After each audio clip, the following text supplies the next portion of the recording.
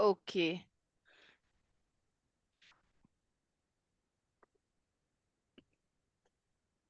So we should count Shilpa, 10, 9, 8 and then start.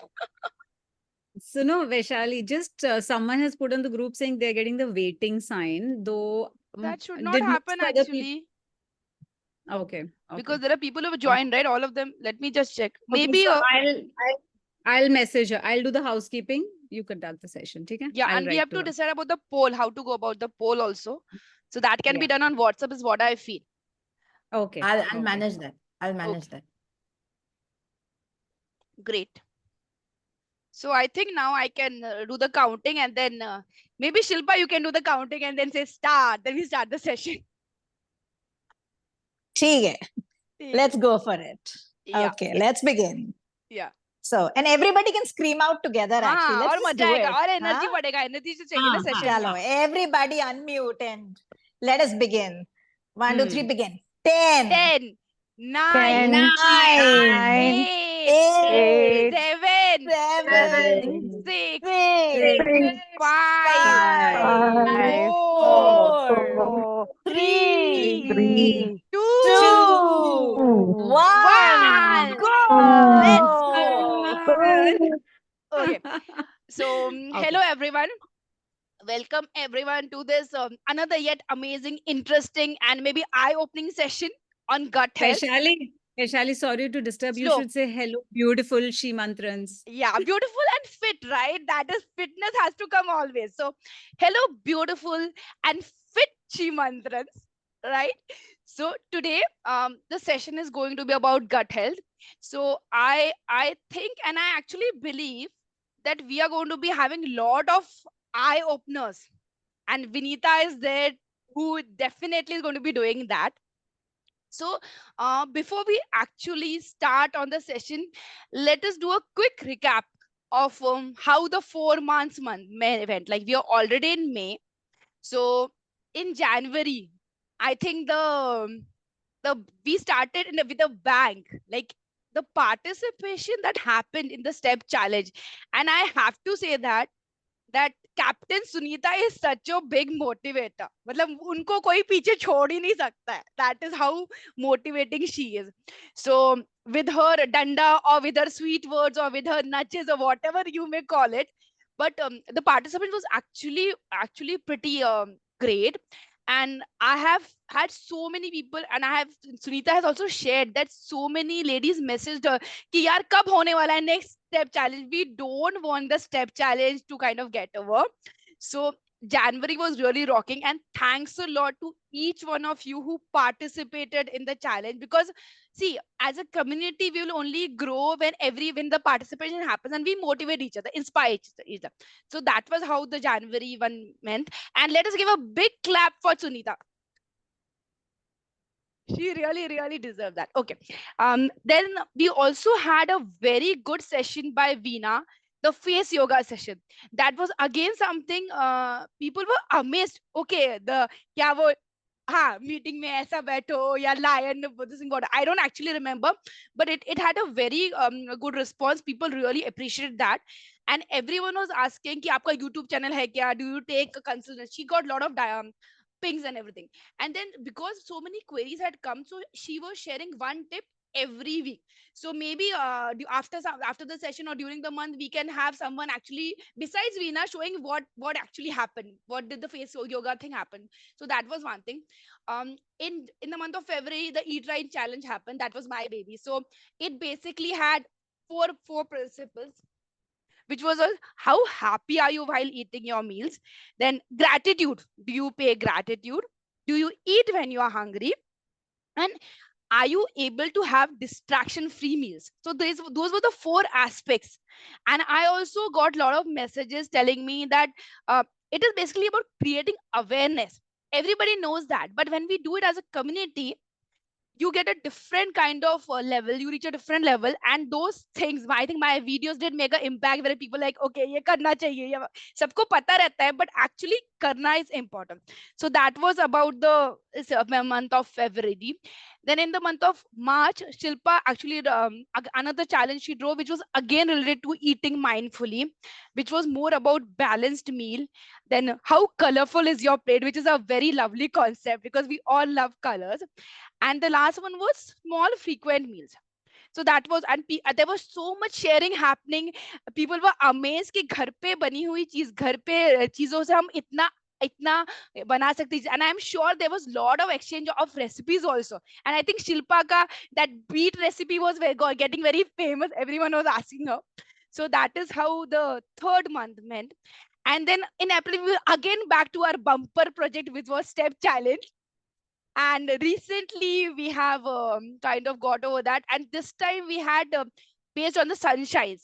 So it was again a very amazing experience because the way we inspire each, because steps is one thing just me easily dikhta hai. So I would like to kind of wrap up the recap because recap is becoming very long. I want to give more time to Vinita because that's the session about. And quickly I will give a very because Vinita itself herself is such an interesting lady, I can say. So I will just give a short introduction about her. So she is a holistic nutrition and lifestyles coach based on Mumbai, and she loves to work with ladies uh, around 35 years and above because that is those are like resonates with her. And one thing I really loved about her profile is that she's a lifelong learner. So she has done a lot of certifications, be it national or international certifications in Ayurveda, in plant-based diets, in nutrition and nature cure. So that is, and yeah, about her professional profile, she has kind of um, handled more than 2,500 clients and participants, done more than 250 workshops, and has 7 years of enriching experience. And about her, what she loves to walk in nature and cook homemade food, and she's going to be sharing a lot of recipes is what I know. That is one thing that I'm also looking forward to. And she's married to her best friend, that is like too good.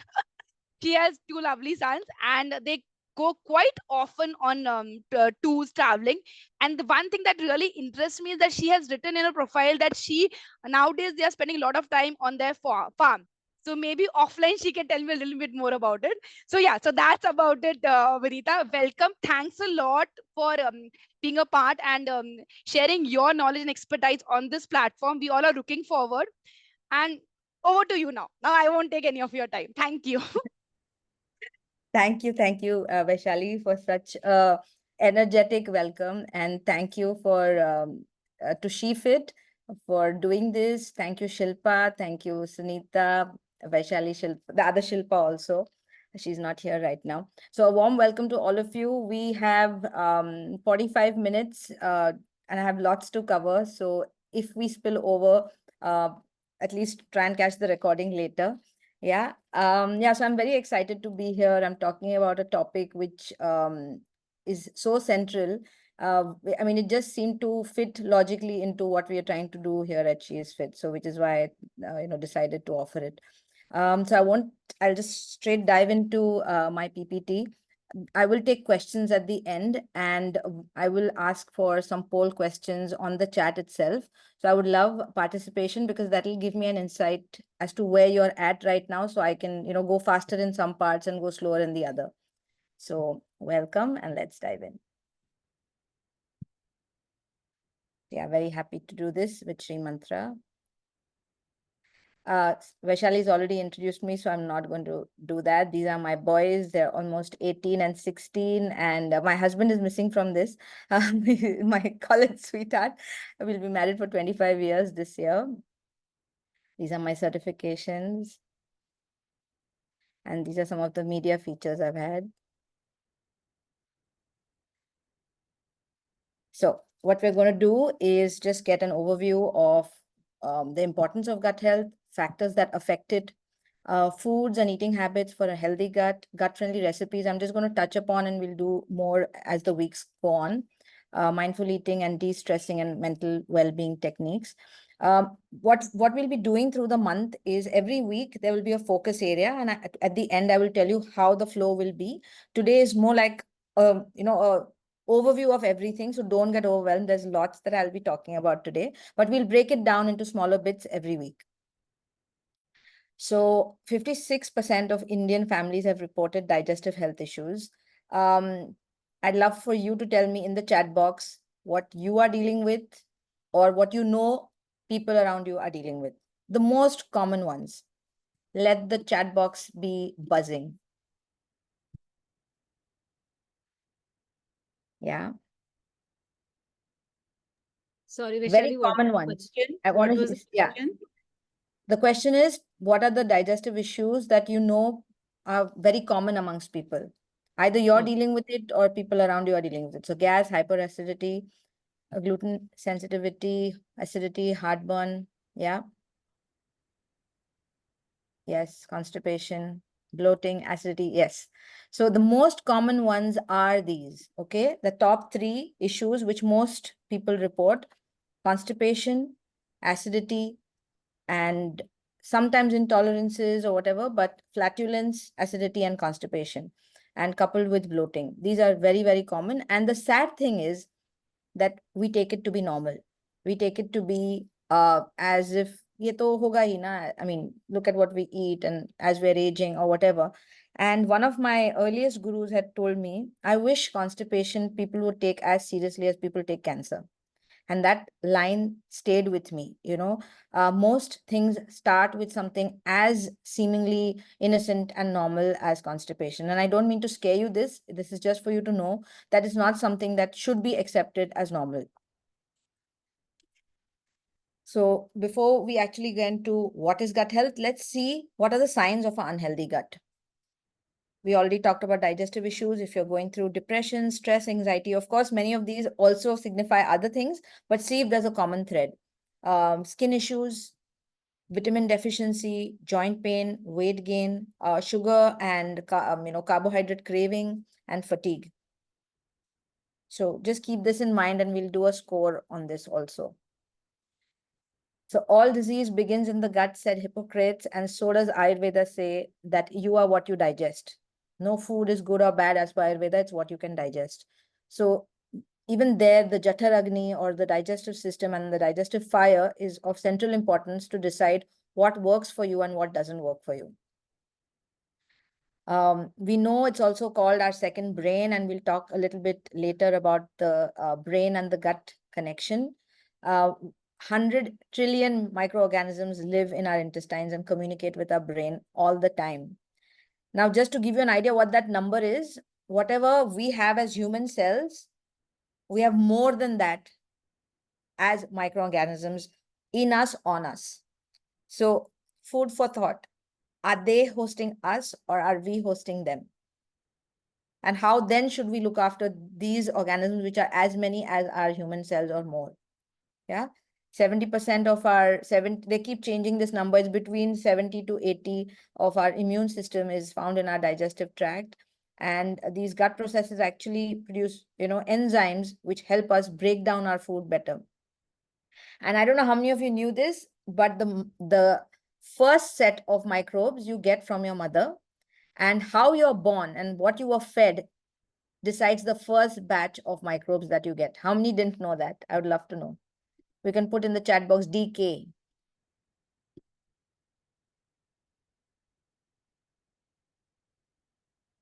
I like that exclamation, DK in capital.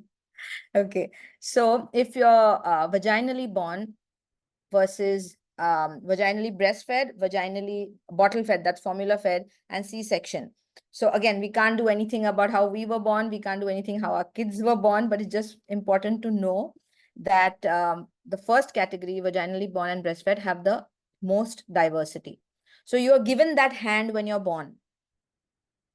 That's just the way it is. It's just good to know. So if you sit back and think, if you have digestive issues similar to your mom, please understand why.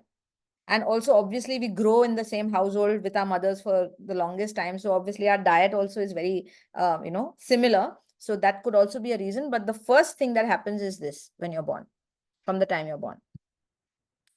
And in addition to the physical symptoms that we get, things which are not so obvious, like, thyroid, or things like Alzheimer's, Parkinson's, all our autoimmune conditions are all also connected to our gut health.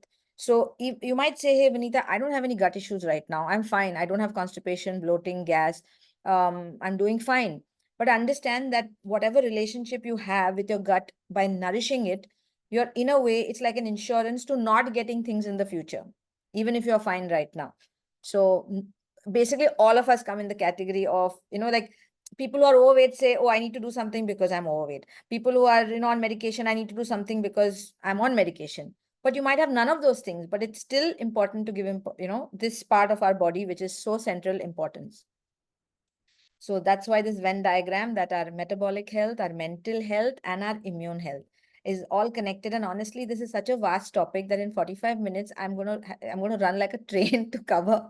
But mental health and gut health is another topic, by itself, how much it is connected. And it's very simple. The day you don't poop in the morning, it starts with such a simple thing. You have a good bowel movement in the morning, you feel light, you feel great, you feel like taking on the day. We don't even realize it, but it's there. There's a degree of people that I know. There are people even in my family who will not leave for a walk till they have not finished their poop. Forget traveling. Like if someone has to take a 7 o'clock flight, they will get up at 5 o'clock to make sure they have finished their job before they can go out. And I know people who don't poop for 3 days. Okay. Personally, I know people who don't poop for 3 days. So that's the range of what people can live with. But we know if we have loose motions on a certain day, or we are getting, pain, something didn't sit right with us from the previous night, or if you're belching, or if you're, passing gas, you don't feel good. So that's the most gross way that mental health and gut health is connected. But at a deeper level, it is also known that your gut microbiome affects how your mood and your tendency to be going towards depression or not is. So it's not as simple, and it can go quite it can go into places that you wouldn't expect it to go. So we all have good and bad bacteria. Most of these, I remember them with the acronym BVF: bacteria, viruses, and fungi. That's essentially what comprises of your gut microbiome. Now we are used to using these words, bacteria, virus, or fungi in a negative connotation. We think they're not good for us, right? So there are kinds which are not good for us, and there are a whole bunch which are good for us. And actually, the ones that are bad for us are only bad once they become a certain number. So they all have this beautiful ecosystem in our body. I don't know how many of you have seen the movie somebody mentioned, which has come out on Netflix. I'd love to know. You can quickly put it in the chat. How many have seen that movie? Just put yes if you have. I'm looking at the chat box. Which movie, Vinita? I'll put the name. It isn't that great, but there were some bits in it which were good. Somebody mentioned it on Sri Mantra, saying that Google seems to be listening to our conversations. And just when the gut health, session was decided, somebody came across this on Netflix. So anyway, she talks about our gut being compared to a forest. I've always looked at it as a garden where there are weeds and there are flowers. Okay. So when the weeds become too many, the flowers don't have place to grow. So that's what happens in our gut when our bad bacteria overpopulates. They crowd out the good bacteria, and that results in a imbalance, which is called dysbiosis.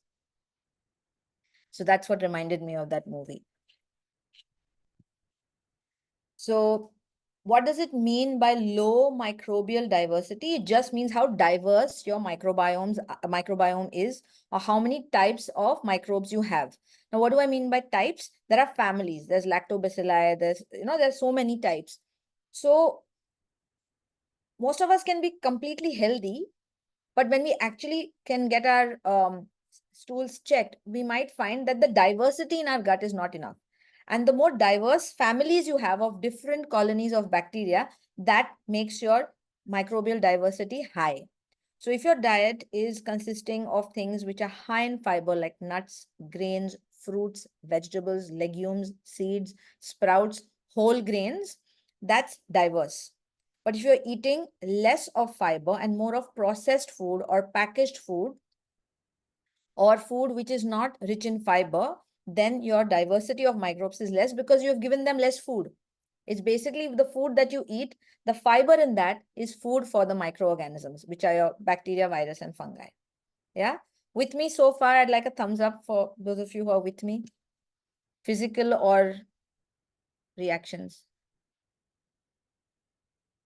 So there's 1 to 3 kgs of microbiome in our gut, okay? That's not a small number. So whatever you're weighing yourself, just remember that 1 to 3 kilos is just the microorganisms. So what are the things that this page is not going to make many people happy, but it's important to know what's not good for our microbiome, okay? The number one thing that I want to talk about is antacids. A lot of people move around with an antacid in their bag. I have clients who do that. Pandy is in their bag, or whatever they like is in their bag, okay?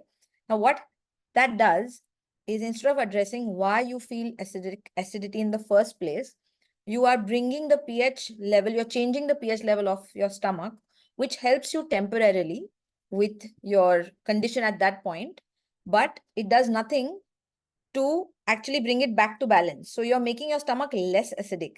And we all know our stomach has the hydrochloric acid, which is very essential for digestion. So to take care of that one extra overeating session that was done at a wedding or at a party, you have reduced your gut ka natural setting. It's like we've meddled with it. And it's okay once in a while. But to be doing it on a regular basis and thinking that, hey, I'm fine now. I took my whatever and I'm fine. So that's something that's not good for our microbiome. Antibiotics can affect our gut from 2 weeks to 6 months, even more. So of course, at times antibiotics are a must, but can we really look at how often we are taking it when we could easily just give it little time and take care of it without being so aggressive with our gut, because it's like chemotherapy. It destroys the good bacteria along with the harmful ones. So just something to keep in mind. And the other ones now seem very minor compared to antibiotics and antacids, but still important to talk about. Hand sanitizers, because they change the pH of your hand, they change the microbiome of your hand. Each body part has its own microbiome. Okay, the skin has its own, the face, the surfacial outside skin has its own. So, and then we eat with those hands sometimes. So the chemicals are going inside our stomach. Artificial sweeteners, not enough research, especially the obvious ones like these, there's lots being done about things like maltitol, erythritol, monk fruit, stevia. These are still under, study, but these two, sugar-free and equal, which have aspartame, we know are definitely not good. Then preservatives, emulsifiers, flavor enhancers, stabilizers, which are in processed food. Of course, refined sugar, pesticides on our food, triclosan in our toothpaste, EMFs around us. We've already spoken about C-section and formula feed. Anything antimicrobial that we are using, that also tends to affect our gut. And oily and spicy food. Okay, extremely oily food and very masaledar type of food is not good for our gut, because it's obvious, it's common sense also. But we don't see it as affecting our gut lining. We see it as, okay, I'll have a heartburn the next morning, but it's actually affecting the gut lining. And toxic home and food care, personal care products also affect our gut. So any aha moment, something that you didn't know, which you got right now from this slide?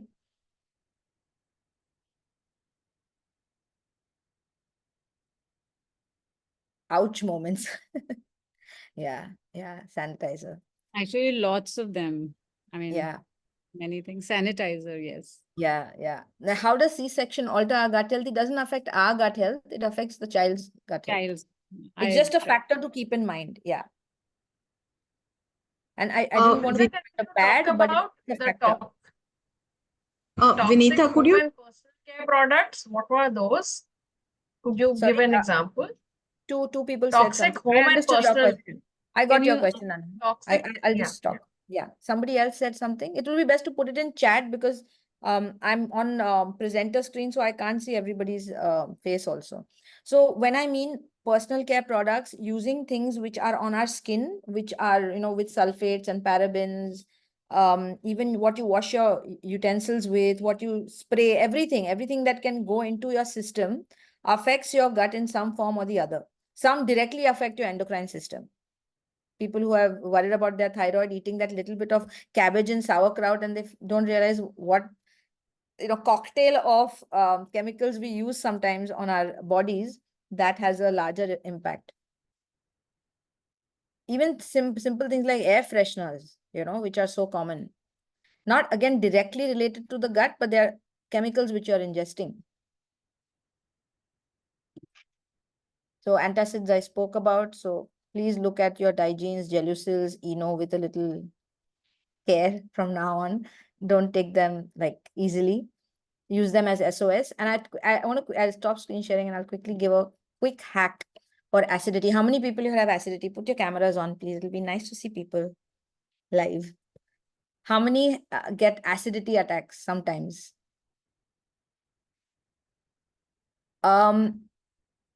Take a lemon, squeeze it. Don't add water, don't add sugar, don't add salt. Have it as a lime shot.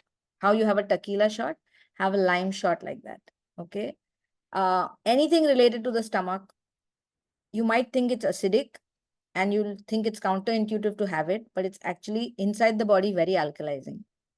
And this is something that the biggest skeptics have given to, and it has worked. Okay. Don't add anything to it. So we'll talk, I'm there on the group, so we can talk later about it. I'm already getting a little worried. We have 30 minutes and lots to cover, so I'll continue.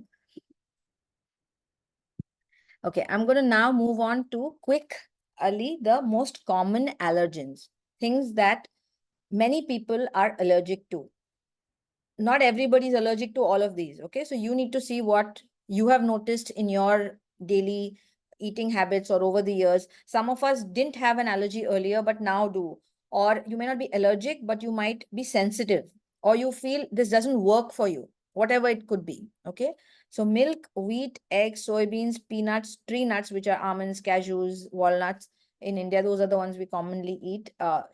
Shellfish and general fish. Now, the reason you need to know this is in the period of this month, if you really want to understand what you're allergic to, it might be a good idea to the one that you strongly feel about, just drop it for some time. For a good 1 week, drop that item and then reintroduce it without changing other things to see whether you are in actuality sensitive or allergic to it or not. And once you increase your gut microbe diversity, things that didn't agree with you, you might be able to take, but that requires a little bit of a systematic approach and working with, reintroducing good amount of probiotics over a period of time, after which you might be able to consume those very things that you were intolerant or allergic to. But these are the common ones. Some people also have, it's not very common, but I know in my work, I've come across people who are allergic to besan or chickpea also. It doesn't work for them. So just keep this in mind. So the habits, now we spoke about foods that affect our gut. Now these are some habits that affect our gut. Not getting enough sleep. Again, direct relation to your gut health. Not exercising. Lack of regular exercise affects your gut health. Again, these are not things that each of these, if we go to, they're a subtopic in itself. For now, just important for you to know that these have an impact. Too much stress, not just when you're eating, but through the day, if there's an experience of stress in the body, if the cortisol levels are high. Not eating a diverse range of foods. Lack of prebiotics in the diet. And what do we mean by prebiotics? Food that is the food of the microbes are prebiotics. So usually it's fiber-rich foods. There are many, you'll get supplements in the market which will say prebiotics. You don't actually need to eat prebiotics separately as long as your food has enough fiber. And even with fiber, like today after my session, and we'll talk about what to replace and add, you can't suddenly go from 2 to 6. If you are on a scale of 2, when it comes to fiber, you can't go to 6. If you're at 6, you can't go to 10, because there's something of too much of a good thing suddenly. So if you have only X number of, good bacteria, they can only eat that much. So suddenly if you give them 30% more, there'll be like a choke up, they won't be able to consume that much, and you'll start feeling bloated and you'll start feeling gassy and fatty. Yeah. So it's important to introduce fiber also from wherever you are. Start introducing a little bit more slowly, so that your gut can adjust and the bacteria can grow accordingly. Antibiotics use, we spoke about. Cigarette smoking, drinking too much of alcohol. These are all factors which are not good for our gut health. But you see, by seeing it out here like this, you can immediately see, hey, if I work on this one at a time or little bit with all, that's going to take your gut health from one level to the next. But it's important to see these. And maybe a good time right now to just make a note of what are the areas that you feel you need to start giving importance to. Yeah. So I'm just saying it so that you can write it down. Sleep, too much stress, exercise, fiber, alcohol, smoking, antibiotics, and I'll add to that antacids. If any of these you need to relook at. So probiotics are the actual microorganisms which are living in your gut, and they contain the beneficial organisms which populate your gut, and prebiotics are the food for the microorganisms. So they help the healthy population of microbes because that's what they eat, and that promotes a healthy microbiome. Is this clear, the difference between pre and pro? And none of these I'm talking in the form of supplements when I'm just referring to them as prebiotics, probiotics, as what come from food.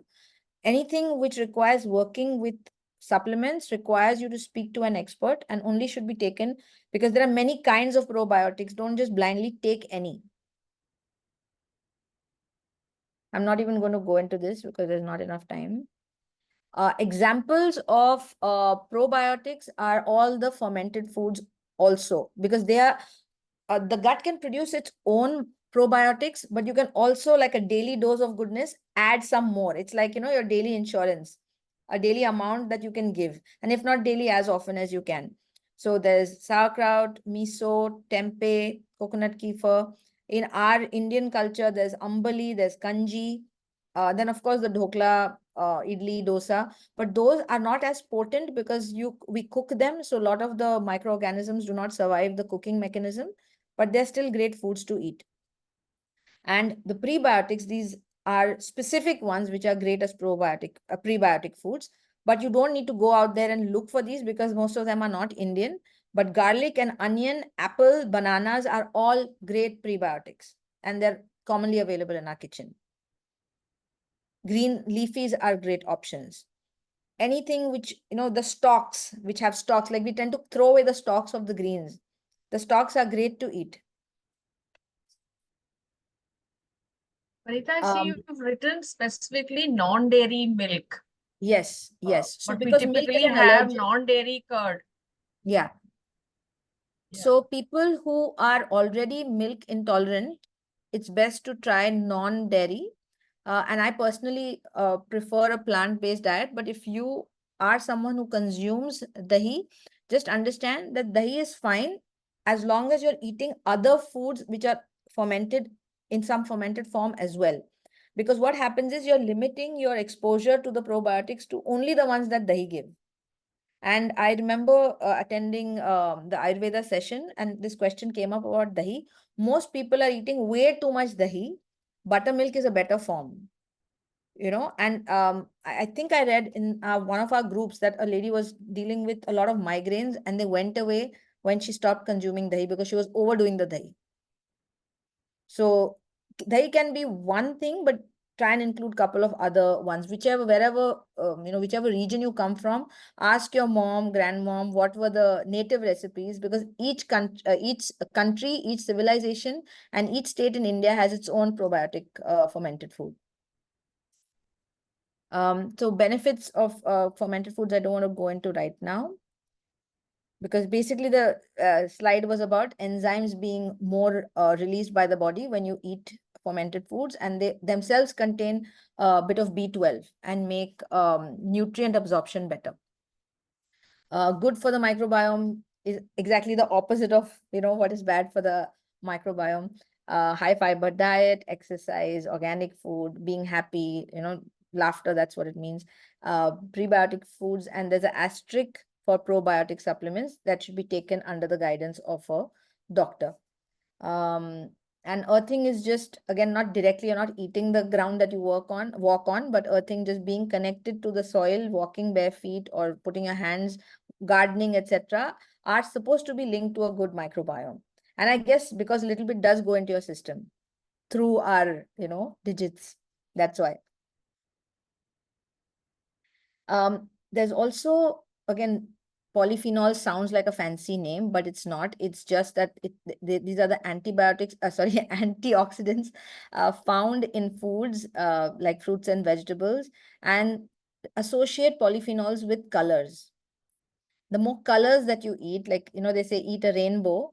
In India, it's so easy to eat a rainbow literally every day, because we don't have to eat fancy dragon fruits and, avocados to get it. We've got our jamuns, we've got our, mulberries, we've got our bengans, we've got all kinds of, foods within our Indian kitchen, which we can eat, which have polyphenols. I don't know how many of you follow Dr. Tim Spector, and he talks a lot about the gut. And he talks about, so different doctors have these, how many plant points in a day. Some talk about 5 plant points, some talk about 20 plant points. अपने Indian खाने में तो हर meal में 20 points हो जाएंगे if you're eating a wholesome Indian diet. So remember, our gut is already used to that. Our gut is not, it's not new for our gut to have haldi on a daily basis, ginger on a daily basis, hing and jeera and all of that. Despite that, we are in a situation where digestive problems are common, which means there is a lot that we are doing, which is good, but there's a lot that is being undone with the more modern way of eating, the more, non-organic food, packaged food, colored, processed food. So the goodness has to stay, and the stuff that's not so great has to be reduced, rather than look at the way the Westerners have to look at, where there's such less use of spices in the first place. Yakult. Every single session I've had on gut health has Yakult in it, literally. Yes, Akshaya, it's absolutely like the best marketing job done for the worst item for your gut. It's sugar. You should see the sugar content in Yakult.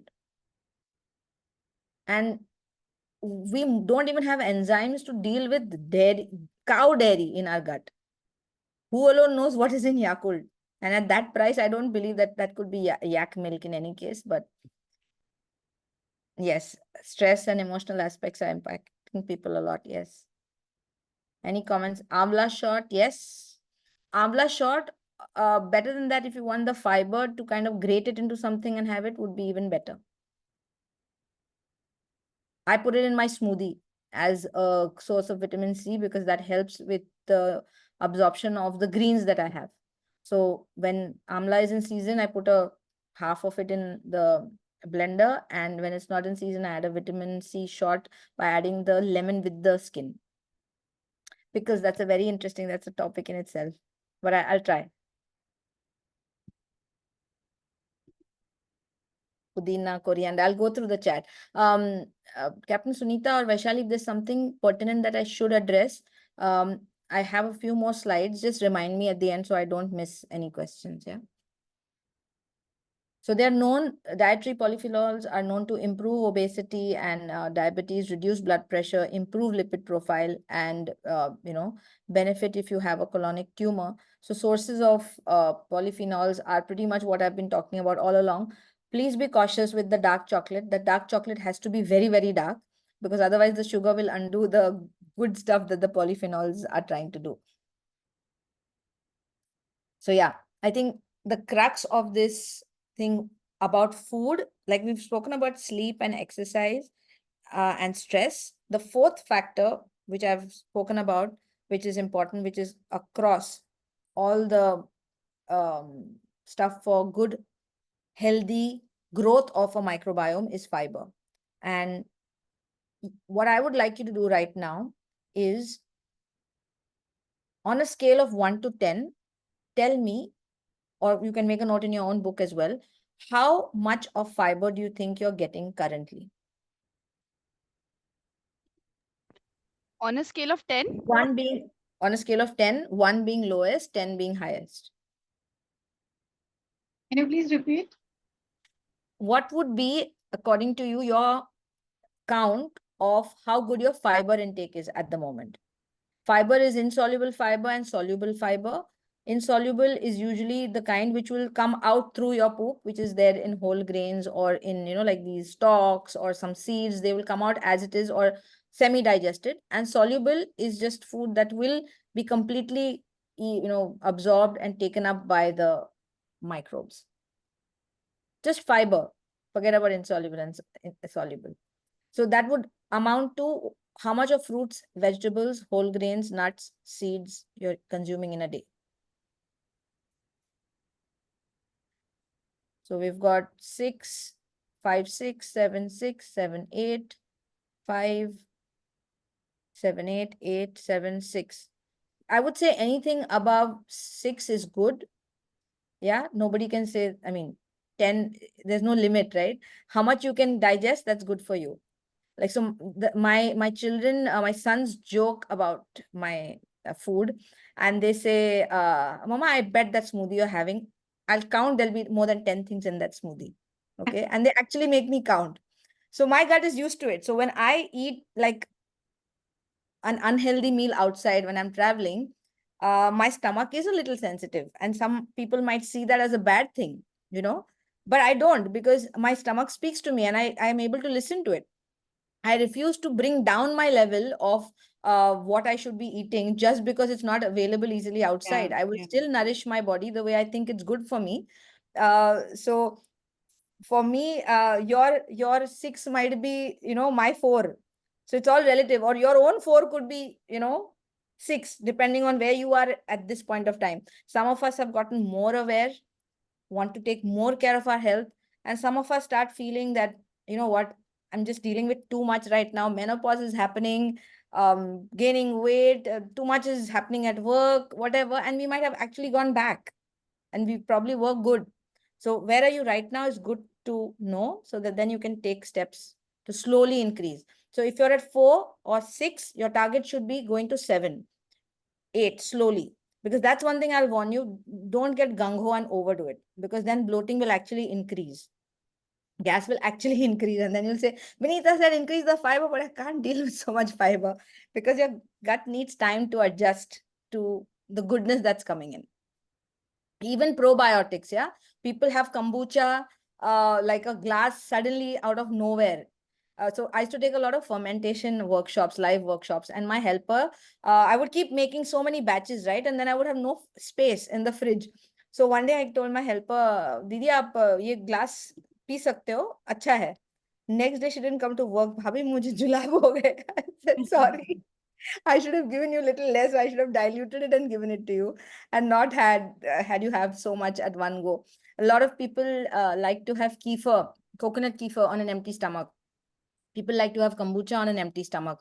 So you need to be a little seasoned. You can't one fine day decide to give so much to your system, because it's quite a bit, and you have to be careful about the kombucha that you buy, because a lot of the commercial kombuchas I find have a lot of sugar in them still. So you know how kombucha is made, it's fermented tea. So there's actual sugar put in it, and the microbes are supposed to eat up the sugar. So to make it more palatable, and almost as a replacement for commercial sodas, a lot of manufacturers keep the sugar content quite high. But when you make your own kombucha, you can actually make sure it gets nicely tangy, so that it's actually healthy. Otherwise, then you're giving your body sugar in thinking that you're giving your body a fermented probiotic rich drink. So yeah, I've lots of lovely questions. Can you give your kids home brewed kombucha? Yes, slowly. Small, 30 ml, and then slowly. Most kids won't like it, but that's why it's good to introduce them by diluting it. So the gut brain connection, right from how I said we speak when we have, how we feel when we have like a upset stomach, or when a meal is really good, how that serotonin feeling comes, in the head. Like now I can go for a nice long nap. Or you just feel comfort when you eat something that, you associate with home or with your mom or, whatever. This is constantly happening. And we've all known this, that when we eat very quickly, the signal to the brain takes a little while to know that you're full. So that signal takes a little longer, but otherwise it's constantly talking to each other. And it brought me to bring these phrases to your attention.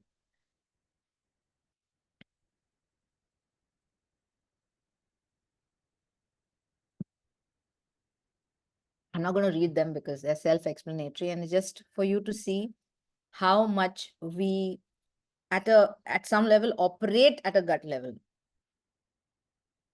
And that somebody said in the beginning, we're going to be gutsy at the end of this session. Do you realize actually when you want to feel that surge of courage, it comes from the pit of the stomach? How you can sometimes before going on stage or something is scaring you, your stomach is in knots. It's all there. That's where it's all kind of coming from. So that's just something to talk about, how the state of your gut can impact how you feel. And which is why your gut and stress levels are largely connected, because the blood gets diverted away from the gut. It slows down production of saliva when you're stressed. Because a simple thing is, when you're in stress, the signal sent to your brain is do not release hydrochloric acid or reduce the production of hydrochloric acid. Imagine you're running from a tiger, okay? At that point, your brain will tell the gut, don't feel hunger, run, right? So it will not make you feel hungry at that time. It will reduce the hydrochloric acid production in your stomach. Now, today we don't have tigers running behind us, but we have constant stress, which is not at that level like a tiger chasing us, but it's through the day affecting us. And in that state, when we eat our food, the acidity required in the stomach is not there. So the digestion is going to be improper, which is why, older people always said, don't eat when you're angry. Or we had in our culture, the thing of praying. Many cultures have it, of praying before you eat. That's to bring your system to some sort of homeostasis before you start eating. So the body operates in fight or flight mode, and that actually increases colon contractions and sometimes leads to diarrhea. We've all experienced this, right? Somebody's in the hospital, you are stressed, you get diarrhea. Somebody in the family is, going through something, they get it or you get it. It's because of that.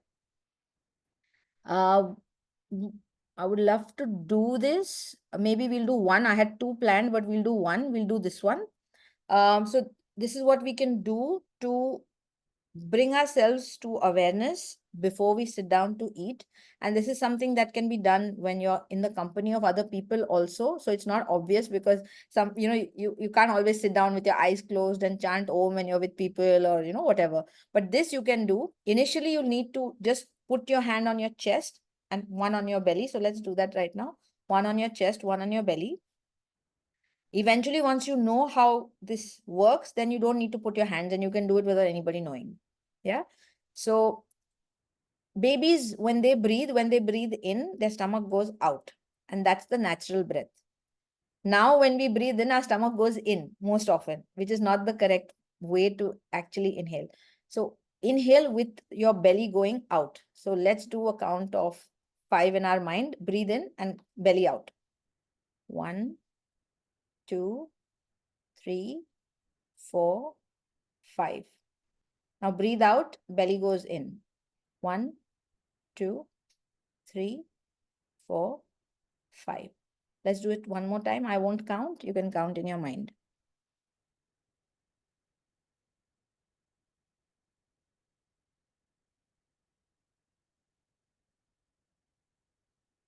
Yeah. So you can do 3 of these 5 of these before eating. Simple breathing exercises. It could, if you don't want to do this, you can say actually a proper prayer, whatever you are most comfortable with.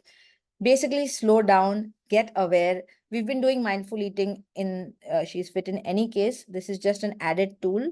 Many of you might be already doing this, but I just thought it might be a good reminder and a connecting factor to how, if we are dealing with stress and how it's affecting our gut, I wanted to give you a tool which I normally add. And mindful eating, of course, we will talk about in the month as it comes. We already know this, so I'm not going to go over what is mindless eating and mindful eating. And chewing your food properly again comes when you eat mindfully because it's required for digestion. Now let's understand it from not from an awareness point of view, but again from the gut point of view. When you chew nicely, it increases the surface area of your food. It becomes an optimal temperature because as you chew, it gets warm in your mouth and enough time is given to the whole digestion when the chewing happens properly and the digestion starts in the mouth. The starches start digesting in the mouth itself. So chewing your food properly, mindfully, from the perspective of gut health these are the reasons. So before I get into, we have 5 minutes. Now, what I want to quickly say is I shared a lot in this session. You can keep that at the back of your mind, but to make it easy, we'll go week 1, week 2, week 3, week 4. Okay. So in week 1, we are only going to focus first. I mean, you know, whatever I've said, you start in the way you want to at your pace. But what we'll focus on is observing your bowel movement. You could, I mean, I don't know how comfortable all of us are going to be sharing on the group. Good poop, hard poop, loose stools, whatever. But we can do that in our own way. But it's important to understand the connection between what you've eaten the earlier day and how was the poop, how often are you pooping. And there is no for some people pooping twice in a day is normal. For some people pooping every alternate day is normal. You should know what is your normal firstly to find what is deviant, if there is. So for someone who poops twice in a day, when they poop once in a day, they're not feeling at ease. So you need to know where you are. And some form of mental food diary or food awareness, so you understand what made you feel good, what made you feel sluggish, what made you feel uneasy, what made you feel acidic. So I can even share a format for a food diary, but I want to make it small and achievable as well. So I don't know, I'll discuss it with the core team and decide whether to Vinita, share that. we love trackers and diaries and I Excel. know. Yeah. So I'll share a simple one. So week 1, we'll be doing bowel movement and food diary awareness in the first week. The second week, so every week I'll send you a little note so you know what we are focusing on. The second week, we will remove and replace. So we will remove the packaged, processed, refined foods. When I say remove, obviously that's a spectrum. I'm not saying it has to be 100%. Wherever you are at, remove as much as you can and replace as much as you can. So that will be the focus in the second week. Third week, I will talk about fermentation and giving you a recipe to try so that we can actually do it all together. We'll, show our jars of whatever we make and we'll re-inoculate. The term is re-inoculation because you're putting the good bacteria into your system. So it's re-inoculation. And at that time, whoever knows of local probiotics from their region can also share recipes of those. That will be great. And in the fourth week, we will address the stress part and how, we restore it by being aware, by doing mindful eating and breathing exercises before we eat. So the mindful eating and breathing bit we'll do in week 4. So that's how I've planned this month. And we're also thinking of adding, Captain Sunita and I were talking of adding squats and push-ups. Now, I know this is not directly connected to gut health, but like I said, we've been doing steps.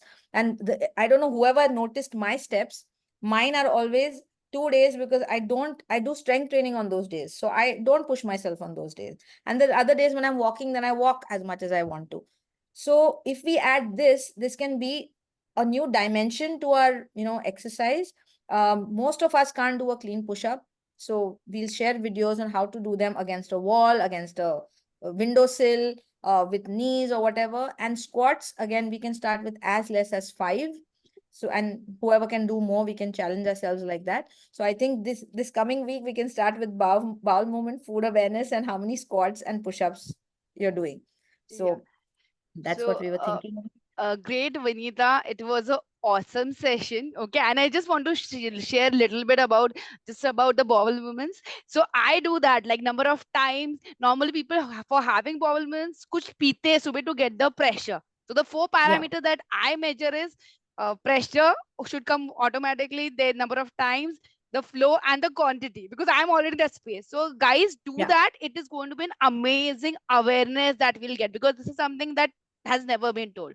So yeah, so Yeah. amazing session. And I know that we are going to be getting so much awareness with your guidance, and we all are going to be doing it in the community. And we know how powerful this community has become with the kind of sharing that happens. So I think we all are good to go. And thanks a lot, Vinita, for the awesome sharing. Sunita, you want to add something? No, I was thinking, sorry, No, before I Sunita think, said no, I something. was just thinking if Vinita was saying something else, and if there are any Q&A, I mean, I think the session's pure gold. So maybe Yes. we can carry on for another 5-10 Yes, because minutes, I Vinita. got 10 minutes less. I got 10 minutes No, less. so Vinita, I think Vinita, please go ahead. I think if Yeah. anybody has something urgent, they can leave. But Yeah. this is absolutely, I mean, I think we are just blessed that we have you. So please go ahead. Yeah. Thank you. No, I'm happy to do this. And anyway, just when she said, let's finish, my next slide was Q&A. So I was happy that I kind of made it in time. And these are my social media handles, and whatever, whoever wants to check the website can do that, and I'll take questions now. So I'm going to go back on the chat and start looking at what I missed. Yeah. And Vinita, while you're reading questions, I just wanted to assure everyone that Vinita is going to stay with us the whole month. She's going to send us nudges, information, video. She'll take answers. And through these 4 weeks, she's working on our gut with us. Of course, you have to stay engaged, report, like, and steps and everything else. And she had this great point that most women are not doing strength training, and then we get a little overwhelmed with this weights, this, that, and all. So she said, let's start simple squats and lunges. And this was something which was on my mind for a long time, but I thought steps are simple. So if you're all game, then we'll do like 5 5 10 10, and build our muscle strength also. Yeah. Vinita, please. Yes. So the first question that I see was, is it normal to not poop every day? So it has become normalized, but it is not ideal. It's better to have a bowel movement every day, and it's perfectly okay to have 2 bowel movements in a day also. So if anyone is there, just know, don't have to get alarmed. Just know that the frequency needs to increase, because they are not. This is not meant to stay in our system once the digestion is over. Great to know people have not taken antacids, and yes, doctors do give Pandy with antibiotics, because antibiotics increase acidity. So that's why they give it. And they also give probiotics with it, because they know what the antibiotics are going to do. That's why it's immediately probiotics are also given. I'm just going through. How much water and how much teaspoon on the lime juice? How much ever lemon, 1 lemon ka juice hota hai, that much. No water to be added.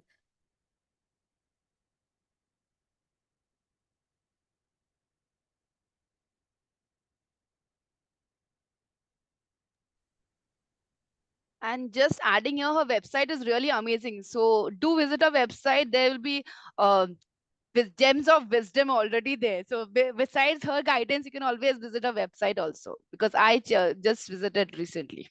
So just a sharing. Thank you. 70%, yeah, 75 onwards is even better for dark chocolate.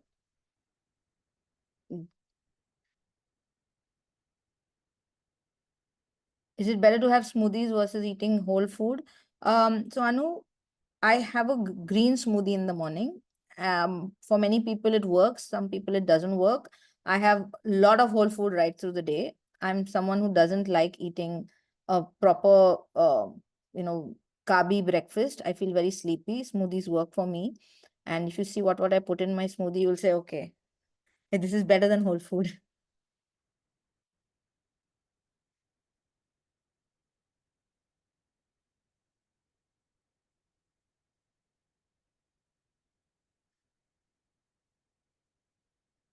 Okay, so smoothie recipe.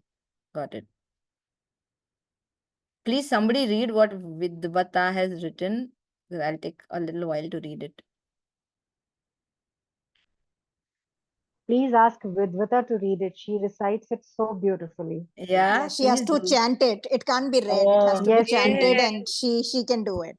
She or Please. Daisy. We have two Yeah. of them here. Okay. So Hmm. I found out this was the verse from Gita, and Yeah. people do chant it before they have food. I have been thinking that I should start it. And today was a perfect day. I think that it came to me that yes, when we are talking about gut health and being centered, this might help. So let me chant it for all of us. Brahmarpanam Brahmahavir Brahmagno Brahmanahutam Brahmaiva Tena Gantavyam Brahma Karma Samadhina. Will you tell us what it means also? Okay. So as far as I know, it is saying that what we are offering is Brahma, and what is going to digest it is also Brahma. So we are giving offering to ourselves, as the food is also God, and we are also God, and the digestive Agni, Yes.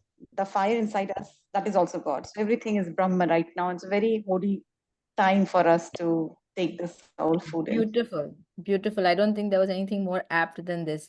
It will be great if you just, since not everybody's on this session, if you put that on the group and whenever you're up to it, chant it so that it stays for people who want to adopt it. It's really lovely. Okay, will do. Thank you. Thank you. Thank you. I'm going back to the questions. Pickles and ferments, I want to talk about.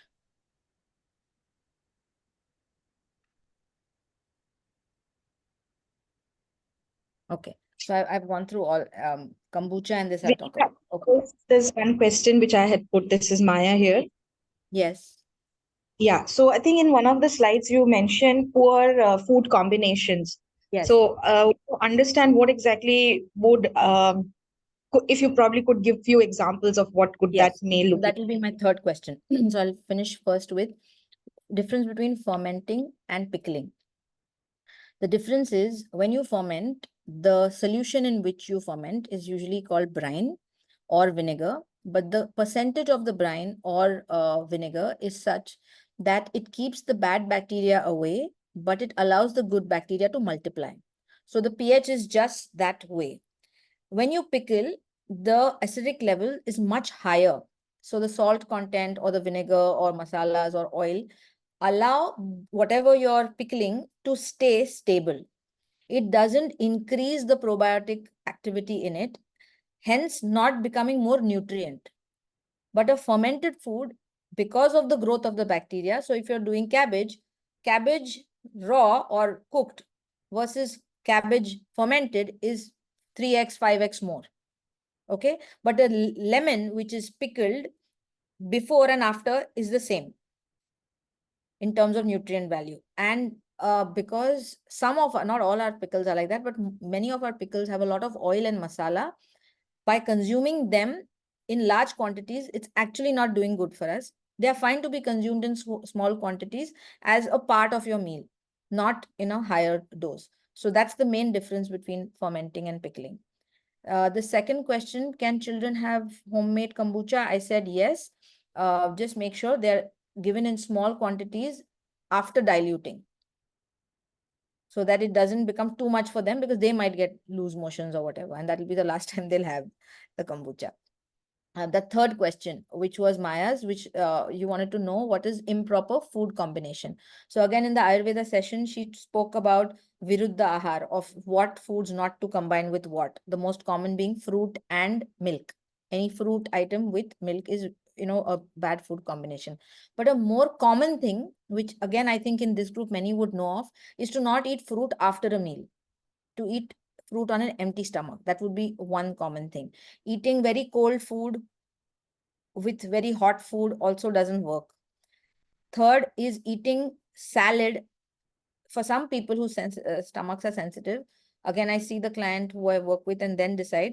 Like for someone like me, I've had salad all my life. Okay, so I can have it with my food, and I'm a Pitta Prakriti, so I can digest it.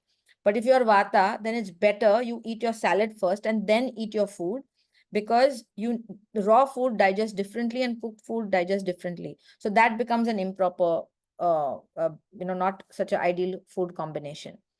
And I would say dairy with, meat also is not considered a good combination. So I hope that clarifies it. Anything specific, Maya, that you wanted to ask, you can ask. Ideally, no. Mango lassi is not.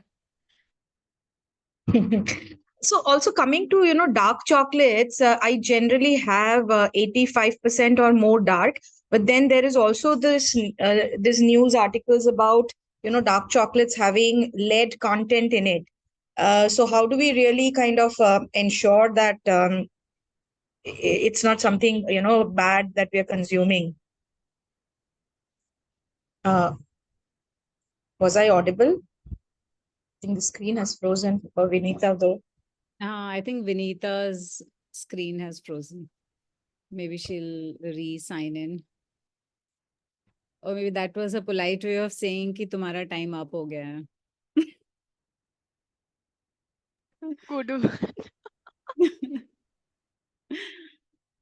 But just to say one thing on the fruit part, I've attended this naturopathy thing. They recommend eating fruit only in the morning when you're empty stomach. Yeah, Vinita, you had frozen, so No, I got. we tried to take over. No, please go ahead. No. Uh, I was just saying that on naturopathy, what I've heard is that fruit should be eaten only empty stomach and in the morning, and singular fruit, like not 5 types of fruit mix. Yeah. So again, I always say there's a spectrum to everything. For people who are just starting out, it's more important to just start with the fruit enough of times. Depending on your digestive capacity, some people can handle multiple fruits. Yes, it's better to have mono fruit at a time. So I was coming to the point that there are people who consume fruit for dinner and then get severe carb cravings in the morning, because they didn't feel actually, they didn't get what they needed from an energy perspective. So I won't say it's bad. I won't say it's good. It all depends on what you're doing the rest of the day. And if it's working for you, great. If you don't have sugar issues, you don't have a fatty liver, you are not getting cravings, you are feeling satiated, then by all means. But don't have fruits after dinner, after a cooked dinner. Vinita, can you talk about this milkshake thingy? Because mango's in season and we kind of really go for that, either it's a mango lassi or a mango milkshake. So what would you suggest? So I don't know how many points of content you'll see now in this season with all, health experts talking about mango is not fattening, please eat it, it's fiber rich, it's this, it's that. The key is eating mango by itself. That's when you're getting the best out of the mango. Combining it in any form with anything is going to make it higher in calorie or difficult to digest, one of the two. Okay. Now you may know this and you may still want to have it because you want to have it, and that's fine. But don't be under the impression that you're doing something that is helping you, like I know I'm having the brownie because I want to have the brownie and I enjoy it. Let me not kid myself saying ke अरे उसमें तो buckwheat है, अरे sugar भी तो है ना, मतलब. So be aware and then do whatever you're doing. Ideally, mango by itself, not even in amras form, because उसमें भी fiber कम हो जाता है and then you tend to overeat. But ये season में बनता है, everybody wants to have. So my dad-in-law is diabetic, okay? So his sugar levels went up after the mango season. Vinita, I had too many mangoes. I said, Dad, it was not the mangoes. It was the mango ice cream that you were having along with having mangoes in the day. Don't blame the mango.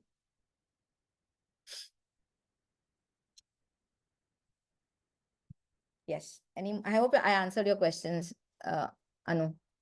Yeah. So somebody mentioned here mango with nut milk or any other milk. If milk, cow's milk is not good. Yeah, you can Or do you that. still say Sirf Plain mango mango. khao, but because most of the smoothies, a question I was asking is because most of the smoothies have either milk or nut milk or any of that, no, right? so Or the oat smoothie milk. I recommend, which is great for health, has no form of dairy. My base is Okay. banana and green leafies. तो उसके साथ मैं mango खाऊंगी तो मुझे it's not a problem because I have the greens to Yeah. balance the fructose of the mango. Now, Correct. you can do coconut milk in moderation, nut milk in moderation, and if you really like want to have that, milkshake, then that's a better alternative. And you won't need any sweetener because mango itself is sweet enough. You put a date in or so, that might bring the sweetness. No. When I make a milkshake or mango, then we don't add anything because That's mango good. sweet is good Yeah. enough. But yeah, sometimes one does enjoy a Yeah. homemade mango I ice think cream chia with pudding is all a of great that. option. Great right now. Like you can keep the Mm. pieces and then you just put coconut milk or almond milk. That way you're not doing anything contraindicative and you're still getting that, little protein from the nuts, and that's a good in between. And fiber. Yeah. Yeah, I do want to say, let it stay in the recording also, that on the group and even here, like general questions, I will answer for sure. But if anyone is dealing with a medical condition or a problem, like you're dealing with IBS, you're dealing with irritable whatever, or celiac, or a major issue, it won't be fair to give any advice without studying everything, and won't be, possible in a WhatsApp setting. That's fair. Yeah. So I think you all have patiently waited, and I think I've answered whatever questions that came. Are overnight soaked methi seeds good for gut health? Yes, you can have them. Yeah. Thank you so much, Vidvata. I really liked the shlok or the lines. I think I want to use them, giving you credit from next time whenever I have a gut health issue because it was so apt. Gut health session, sorry. Vinita, Shilpa has put one. You can get your microbiome tested. There is company that does that, and I work with them sometimes when clients ask for it. I must tell you though, I got mine done just to, I said before telling other people I want to get mine checked. So I feel that that's one approach of doing it, but I think you can also do it by your own awareness, because when they give you the whole profile, it's a 17-page report that they give, okay, and when they tell you you are not supposed to eat, for example, a cruciferous vegetable, then they will put all the cruciferous vegetables as if they won't work for you. So with your one vegetable, you will have your broccoli, cabbage, cauliflower all like in the same red zone, for example, or if they're removing starches out, it's a little complicated in terms of how to execute. But if you really have an issue and you want it fixed, then that would be a way to go. But for general health, not required. These guys in that movie are doing fecal transplant DIY. I'm like, oh my God. That was crazy. I don't even know how they made that movie, putting that. What if people start doing that? And isn't it important to see whose microbiome you're putting, I mean, whose fecal matter you're putting into yourself without checking, you're just doing it. Yeah. Anyway, so have a great month and a great evening. And I'll close now. Thank you very much for staying on. And We are very excited about this month. Very, very excited. Yes. good. I'm glad. Yes. So Thank you. thank you Vinita. very much. Thank you so much for recording. Vaishali, you want Yeah, so to I'll stop the recording now? recording. Yes.